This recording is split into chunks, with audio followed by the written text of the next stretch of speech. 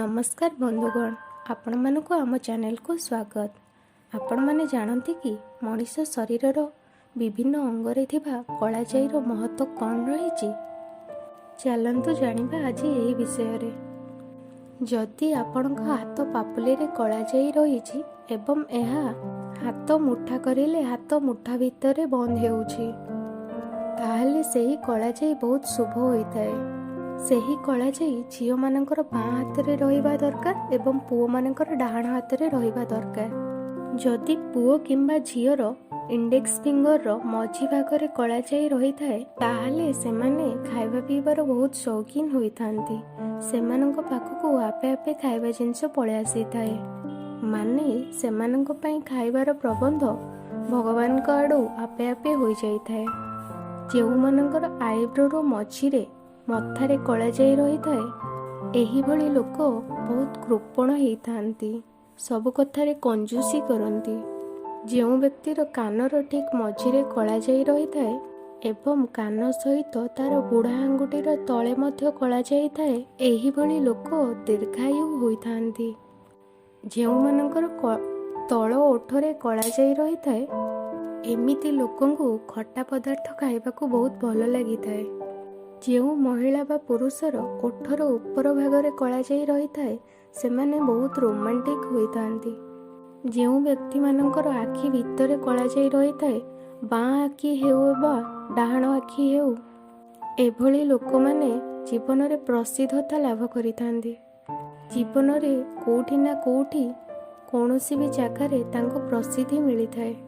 जेउ लोक मानकर तली पादरे कलाजाई रही थाए महिला मानकर बाम पटे एवं पुरुष मानकर डाहाण पटे जदि सेही कलाजाई रही थाए सेही भली व्यक्ति माने बुलाबुली करबाको बहुत भल पाई थांती।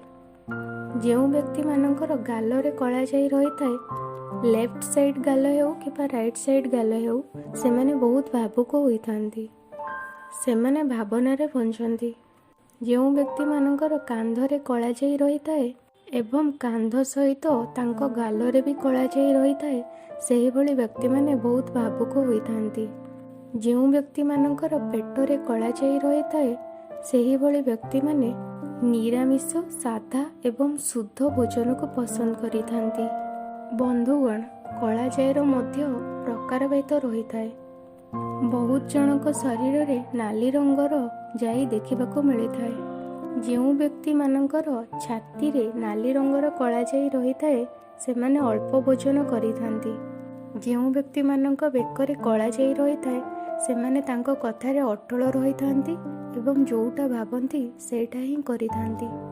जेउ व्यक्ति मानक अंटारे कलाजाई मंदा रही थाए सेमाने बहुत अलसुआ होइथांती। जेउ व्यक्ति मानकर छाती मझिरे कलाजाई रही थाए एही भली लोक मानकु दूर स्थान को यात्रा करबाकू पड़ी थाए। जीवन रे केबे ना केबे तांको दूर स्थान को जिबाकू पड़ी थाए। जेउ व्यक्ति मानकर दांत छड़ा छड़ा होई थाए एवं नाकर बाम पट किंबा डाहाण पट साइड रे कलाजाई रही थाए से भली व्यक्ति माने बहुत धनी होई थांती। जेउ व्यक्ति मानकर बिसी आंगुठी तळे एवं पापुली मझिरे कलाजाई रही थाए सेमानंक उपरे माँ लक्ष्मीकर सर्वदा दया रही थाए। बंधुगण, यही सब थिला कलाजाईर लक्षण। यही भली आहुरी इंटरेस्टिंग वीडियो देखिबा पई एही वीडियोटी को लाइक करंतु, शेयर करंतु आउ आम चैनल को सब्सक्राइब करंतु। नुआ नुआ वीडियो रो नोटिफिकेशन सबुठु प्रथमे पाइबा पई बेल आइकन को प्रेस करंतु।